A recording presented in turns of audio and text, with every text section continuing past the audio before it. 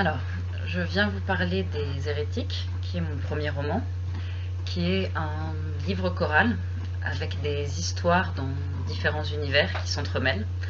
Et l'idée est bien que derrière ces histoires individuelles, il y a comme une histoire commune et partagée qui va se tramer.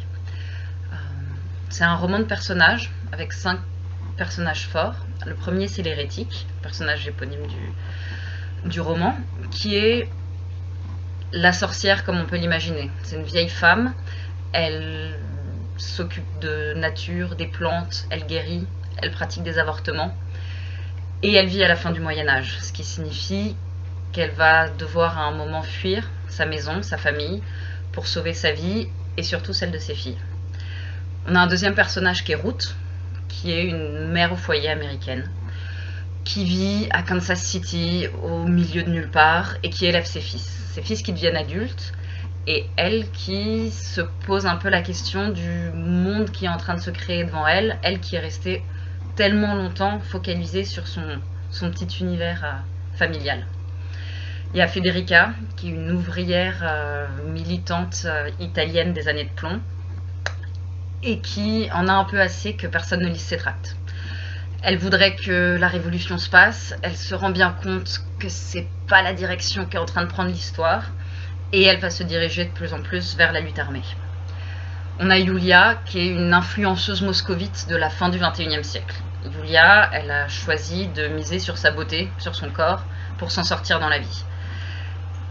Et au fur et à mesure, elle se retrouve enfermée dans ses regards qu'on porte sur elle, sur son corps, et va être amenée aussi à se rendre compte qu'il existe quelque chose à côté. Et enfin, on a Ispao, qui vit à Calbano, qui est un univers imaginaire, qui est une sorte de contrepoint de tous les autres, qui est justement le monde où toutes les questions qui traversent ces destins de femmes ne se posent plus vraiment.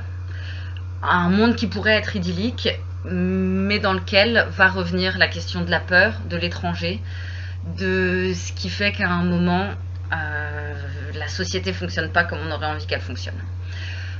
Toutes ces histoires qui se mélangent, c'est avant tout l'idée que les personnages vont choisir de ne pas rester dans une norme, qu'il y a quelque chose qui leur a été imposé à un moment, ou qu'elles ont accepté de se voir imposer, et dont elles vont sortir. Et donc c'est un roman qui ouvre des portes, qui est toujours dans l'idée de il y a quelque chose à côté.